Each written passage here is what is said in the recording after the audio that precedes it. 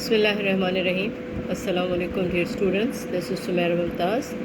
आज हम first year chemistry practical की टाइट्रेशन सीरीज़ का थर्ड प्रैक्टिकल एक्सप्लेन करेंगे। और ये एक्सपेरिमेंट, इसका ऑब्जेक्ट कुछ इस तरह से है। Given decinormal solution of potassium hydroxide, find out normality and amount of acetic acid in grams per decimetre cube. यहाँ पे हमें जो नॉर्मेलिटी गिवन है वो बेस की गिवन है और डेसी नॉर्मल है। बेस हमारे पास पोटेशियम हाइड्रोक्साइड KOH, और हमें फाइंड आउट करना है एसिटिक एसिड की नॉर्मेलिटी और उसका अमाउंट कितने सॉल्वेंट में 1 डेसीमीटर क्यूब में, कितने वॉल्यूम में 1 डेसीमीटर क्यूब में। और जैसा कि हमारे सॉल्यूशन से जाहिर हो रहा है कि ये एसिड बेस्ड टाइट्रेशन है, जिसमें एसिड एसिटिक एसिड है और एसिटिक एसिड वीक एसिड होता है, जबकि बेस पोटेशियम हाइड्रोक्साइड और पोटेशियम हाइड्रोक्साइड स्ट्रॉन्ग बेस होता है। यहाँ पे एक चीज़ हमें याद रखनी चाहिए कि जब भी हमारे पास स्ट्रॉन्ग बेस होगा तो बेस हमेशा हम ब्यूरेट में डालते हैं और एसिड कॉनिकल फ्लास्क में जाता है, जिसको पाइप इट आउट करके 10 centimetre cube pipe it out करके हम कॉनिकल फ्लास्क में डालते हैं, जबकि बेस ब्यूरेट में जाता है। और एसिड बेस टाइट्रेशन में जब बेस हमारे पास स्ट्रॉन्ग हो तो उसमें हम जो परफॉर्मेंस करते हैं वो बेस के वॉल्यूम के लिए हम परफॉर्म करते हैं। तो जो हमारी रीडिंग होगी, जो टाइट्रेशन होगी, वो हम इसलिए करते हैं क्योंकि हमें पोटेशियम हाइड्रोक्साइड जो कि बेस है उसका वॉल्यूम फाइंड आउट हो जाए। तो हम अब इसको आगे बढ़ाते हैं। इसका हम टेबल इस तरह से बनाएंगे और सबसे पहले क्या करते हैं कि हम ब्यूरेट में बेस भर लेते हैं और उसको 0 तक फिल कर लेते हैं। तो इनिशियल रीडिंग हमारी 0 होती है, और जब हमने बेस को ड्रॉप किया कॉनिकल फ्लास्क के अंदर, तो जब पिंक कलर आया तो उस टाइम पे हमारी रीडिंग लेट्स सपोज 8.5 आई। तो इसको हम नोट डाउन कर लेंगे और यहाँ पे इसका डिफरेंस लिख लेंगे। 8.5 माइनस 0 यानी डिफरेंस क्या है, फाइनल माइनस इनिशियल। तो फाइनल हमारे पास reading 8.5 minus 0 is equal to 8.5। Second reading हमने ली और बिल्कुल उसी मेथड को हमने दोहराया। तो इनिशियल रीडिंग हमारी यहाँ पे 8.5 आई, और जब हमने कॉनिकल फ्लास्क में जो एसिड है 10 सेंटीमीटर क्यूब, उसमें हमने बेस ड्रॉप किया इंडिकेटर डालने के बाद, तो हमारी पिंक कलर आया 17 सेंटीमीटर क्यूब में। और यहाँ पे हम उसका डिफरेंस ले लेंगे, 17 माइनस 8.5 इज़ इक्वल टू 8.5। तो हमारे पास 2 रीडिंग्स सेम आ गई, तो इसको हम कंकॉर्डेंट रीडिंग कंसीडर कर लेंगे। अगर हमारी 2 रीडिंग सेम नहीं आती हैं दूसरी रीडिंग, तो हमें थर्ड रीडिंग भी ले सकते हैं, लेकिन यहाँ पे हम सपोज़ कर रहे हैं तो इसको सेकंड रीडिंग तक हम स्टॉप कर रहे हैं। अब आते हैं डेटा बनाने की तरफ। अब हम डेटा किस तरह से बनाएंगे। अब इसका हम डेटा इस तरह से बनाएंगे कि डेटा हमारा ऑब्जेक्ट से बनता है और हमारी परफॉर्मेंस से। जैसा कि ऑब्जेक्ट में हमसे पूछा गया है कि given decinormal solution of potassium hydroxide. Deci का मतलब होता है 10, यानी कि 1/10 या n/10 नॉर्मेलिटी जो कि पोटेशियम हाइड्रोक्साइड की है। n/10 का मतलब होता है 1/10 नॉर्मल। तो इसको जब सॉल्व करेंगे तो ये हमारे पास 0.1 नॉर्मल आ जाएगा।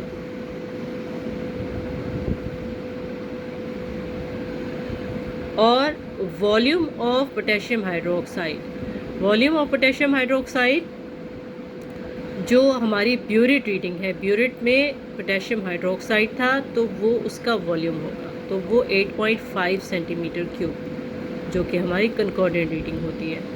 उसके बाद नॉर्मेलिटी ऑफ एसिटिक एसिड, ये हमारे ऑब्जेक्ट में है, क्वेश्चन मार्क है, ये फाइंड आउट करना है।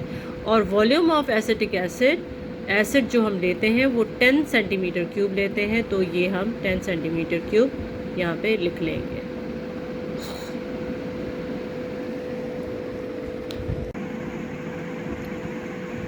एसिड बेस टाइट्रेशन या रिडॉक्स टाइट्रेशन की कैलकुलेशंस 3 मरहलों में होती है। पहले मरहले में हम फाइंड आउट करते हैं नॉर्मेलिटी, अननोन की नॉर्मेलिटी फाइंड आउट करते हैं। तो सबसे पहले हम नॉर्मेलिटी फाइंड आउट करेंगे एसिटिक एसिड की, और उसका फॉर्मूला इस तरह से है कि normality of acetic acid multiply volume of acetic acid is equal to normality of potassium hydroxide multiply volume of potassium hydroxide. और ये तमाम जो वेरिएबल्स हैं ये हमारे डेटा में मौजूद हैं, हम पहले ही डेटा बना चुके हैं, उसी के अकॉर्डिंगली हम इनकी वैल्यूज़ पुट इन करेंगे। नॉर्मेलिटी ऑफ एसिटिक एसिड हमें फाइंड आउट करना है, तो इसलिए उसको हम सेपरेट रखेंगे और बाकी जितनी भी वैल्यूज़ हैं उसको इक्वल के दूसरे साइड पे लेकर आएंगे। तो यहाँ पे 0.1 मल्टीप्लाई 8.5 ऑलरेडी मौजूद है, और 10 यहाँ पे मल्टीप्लाई हो रहा है, यहाँ पे जाके डिवाइड हो जाएगा, उसको हम यहाँ पे लिख लेंगे। तो यहाँ पे इसको जब हम कैलकुलेट करेंगे 0.1 मल्टीप्लाई 8.5 डिवाइडेड बाय 10, तो हमारे पास वैल्यू आ जाएगी 0.085 नॉर्मल, जो कि नॉर्मेलिटी है एसिटिक एसिड की। तो इस तरह से हमने फाइंड आउट कर लिया कि एसिटिक एसिड की नॉर्मेलिटी 0.085 नॉर्मल है। अब हम फाइंड आउट करेंगे कैलकुलेशन का दूसरा स्टेप, जिसमें हम equivalent weight of unknown find out करेंगे। और अननोन हमारे पास क्या है? एसिटिक एसिड, यानी कि एसिटिक एसिड का इक्विवेलेंट वेट फाइंड आउट करेंगे। Equivalent weight of acetic acid को करने से पहले हम इसकी इक्वेशन देख लेते हैं, और इक्वेशन हम समझ भी लेंगे, और इस तरह से हमें इक्विवेलेंट वेट भी फाइंड आउट करने में आसानी होगी। तो यहाँ पे हम सबसे पहले इक्वेशन देख लेते हैं। एसिटिक एसिड रिएक्ट कर रहा है पोटेशियम हाइड्रोक्साइड के साथ, और जब ये रिएक्ट करेगा तो इनकी डिसोसिएशन कुछ इस तरह से होगी कि ये इसका हाइड्रोजन यहाँ से ब्रेक हो जाएगा, यहाँ इसके पास प्लस चार्ज आ जाएगा, इसके पास माइनस। इसी तरह से पोटेशियम हाइड्रोक्साइड और हाइड्रोक्सिल अलग हो जाएगा, इसके पास माइनस आ जाएगा, इसके पास प्लस।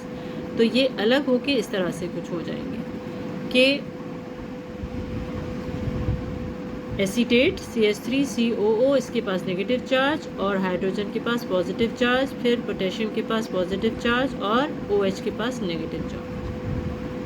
और इसके बाद क्या होगा कि इसका नेगेटिव इसके पॉजिटिव के साथ बॉन्ड बना लेगा, तो यहाँ पे पोटेशियम एसीटेट बन जाएगा, CH3COOK, पोटेशियम एसीटेट, और इसका हाइड्रोजन और इसका OH ये मिलके वाटर बना देंगे। तो यहाँ पे एसिटिक एसिड में से एक हाइड्रोजन रिलीज हुआ है एसिटिक एसिड में से, और जितने हाइड्रोजन रिलीज होते हैं या ब्रेक होते हैं उसको उस एसिड की बेसिसिटी कहा जाता है।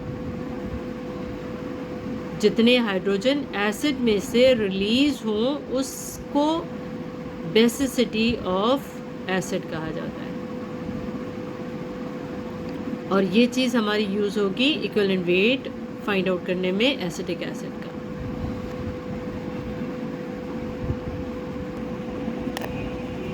अब equivalent weight of acetic acid किस तरह से फाइंड आउट करते हैं कि molecular mass of acetic acid divided by basicity of acetic acid, या इसको ये कहा जाए कि number of hydrogen ion replaced from acetic acid. तो वो हमने ऑलरेडी अपनी इक्वेशन में देख लिया था कि एक हाइड्रोजन यहाँ से रिलीज़ हो रहा है, तो यहाँ पे इस इक्वल टू 1 होगा, और molecular mass of acetic acid carbon के 12 हैं फिर हाइड्रोजन 3, फिर कार्बन, फिर ऑक्सीजन है 16 + 16 प्लस हाइड्रोजन का 1।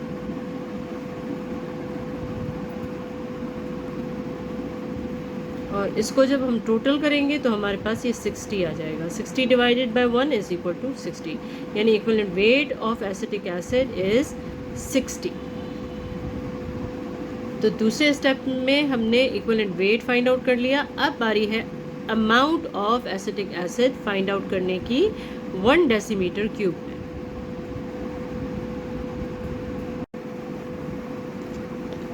अब हम फाइंड आउट करेंगे अमाउंट ऑफ एसिटिक एसिड, और अमाउंट का फॉर्मूला है normality of acetic acid multiply equivalent weight of acetic acid and that volume in which acetic acid is dissolved. और ये जो वॉल्यूम है ये हमारा ऑब्जेक्ट में गिवन है, और ऑब्जेक्ट में गिवन है ग्राम्स पर डेसीमीटर क्यूब, यानी कि वॉल्यूम जो इसका है वो 1 है, 1 डेसीमीटर क्यूब है। तो इसकी वैल्यूज़ हम पुट करेंगे। नॉर्मेलिटी ऑफ एसिटिक एसिड जैसा कि हम फाइंड आउट कर चुके हैं 0.085 नॉर्मल, और इक्विवेलेंट वेट हम फाइंड आउट कर चुके हैं 60, और जो वॉल्यूम हमारा ऑब्जेक्ट में गिवन है वो 1 dm क्यूब है। और जब 1 dm क्यूब होता है तो हम डिवाइड जो 1000 से करते हैं उसको सेंटीमीटर क्यूब को कन्वर्ट करके हम डेसीमीटर क्यूब में कर लेते हैं, तो वो 1 आ जाएगा। तो इसलिए यहाँ पे जब डेसीमीटर क्यूब में वॉल्यूम होता है तो वो 1000 से डिवाइड नहीं होता, वो 1 से होता है, जिसको हम नहीं लिखते ज़्यादातर। तो यहाँ पे जब इसको हम मल्टीप्लाई करेंगे 0.085 मल्टीप्लाई 60 मल्टीप्लाई 1, तो हमारे पास आंसर आ जाएगा 5.1 ग्राम्स। यानी अमाउंट कितना है, अमाउंट हमेशा ग्राम्स में होता है, 5.1 grams that is dissolved in 1 dm cube. यहाँ पे 1 हमने नहीं लिखा, लेकिन यहाँ पे 1 ही है पर dm क्यूब, तो 1 ही होता है। तो यहाँ पे हमने एसिटिक एसिड का अमाउंट भी फाइंड आउट कर लिया, that is 5.1 grams per decimetre cube. तो हम यहाँ पे अब रिज़ल्ट लिख सकते हैं कि normality of acetic acid is 0.085 normal and amount of acetic acid is 5.1 grams per dm cube. उम्मीद है आपको समझ में आ गया होगा। अगर कोई भी क्वेश्चन है तो आप कमेंट बॉक्स में